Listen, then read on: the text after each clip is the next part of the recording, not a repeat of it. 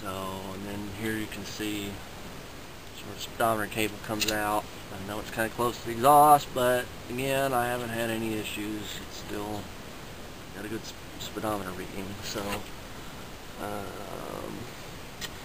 think we need to go over on the other side and show you the rest of the exhaust. Well, here's the oil pan I made. You can probably see it's leaking like a fucking sieve. This is really my first attempt to try to weld thin sheet metal, and I failed miserably. So I think what I'm probably going to do is try to get I think a T100 oil pan, because the original oil pan had this big thing that stuck way down on the bottom of it, so I didn't like that at all. So I think I need to get it. Just go ahead and try to find an oil pan out the T100 bolt up there. Although I saw one on the Pirate that was really awesome. It had all these baffles and all this shit in it, so that when you're off angle and stuff, you wouldn't starve the motor for oil. So I may just try to fabricate a whole new one with something similar to that, so that I can, keep my engine oiled when I'm off angle. So let's see. Let's go over to the other side.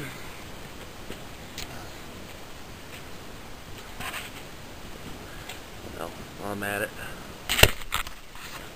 Well, maybe you can see. But I was a dumbass and had a shop light leaned up against this thing, and because these windshields are laminated, it fucking got so hot it cracked my windshield. Pissed me off. So here is where my exhaust comes out, which I thought was a good idea at the time, but it's way too loud. I mean, I have a performance muffler or whatever on there, but I think it's just too close to the door. I mean, so, well, then the other problem I have, which I didn't show, I don't show that here in a minute, but the intake is on the inside right now too, so it's really freaking loud, especially when you're accelerating. So anyway, the exhaust, another bracket here. So the exhaust, comes up, and it loops around and goes through my muffler, which is a Dynomax. So, I don't know, it seems okay.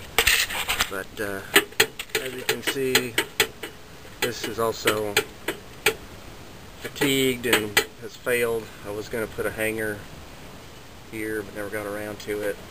And considering how loud it is, I'm not going to worry about it. What I'm going to do is, with the bin like this, I'm going to loop it around and have it come probably through this hole and then dump it like right here. It's back a little bit further from my head so it's not so loud.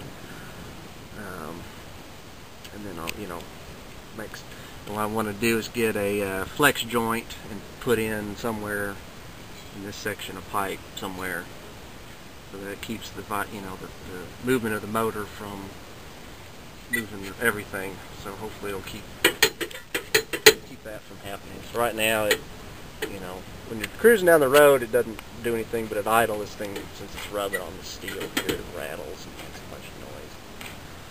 So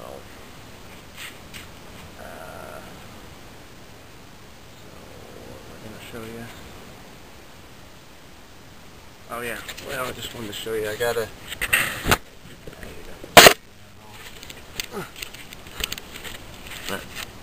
same mount I use for the engine, I use for the transmission. Just made brackets that bolt to the body and to the motor, and it just hangs off there. So it's only got the 3 mounts. So here you can see maybe fuel lines coming in, they go across and over the motor and then come out over here. So here's the heater lines and the starter. Oh, here's the clutch hydraulic cable. Put it, rubber hose here where the mount is, so that the vibration, wouldn't hurt that. So got this nice pink slave cylinder. I don't know why they painted it pink. I didn't do that. That's the way it came, and I left it that way. That's Dixie. Anyway, so yeah, you can hear.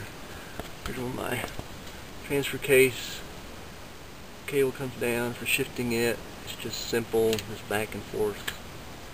Shifts it from 2-wheel drive to 4-wheel drive to 4-low. Of course, I don't have any, it's a chain drive case. I don't know what the ratio is, but for the type of wheeling I do, it's plenty low. I don't, do any extreme fucking rock crawling or nothing, so. Oh yeah, I wanted to show my intake, that's right. Let's see here.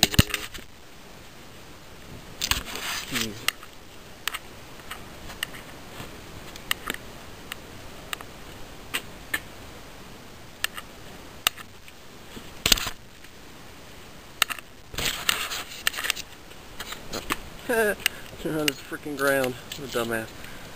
Okay, open this door up.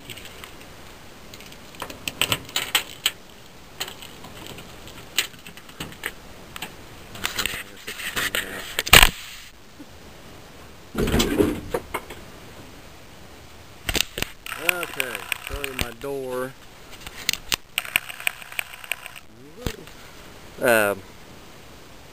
Factory sliding door. I got this nice dent in there. I kissed a tree. So, factory door slides on this here, this track. But because the tire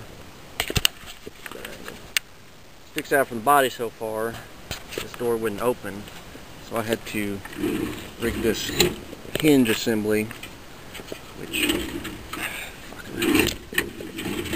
isn't the best thing. As you can see, there's a lot of movement in it. When it's shut, that doesn't matter because it latches here and it latches, up here. So I mean, it doesn't.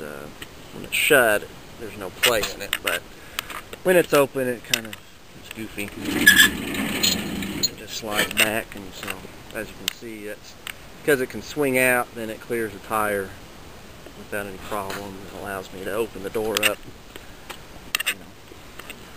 far enough to where I can use it. And so here is my intake.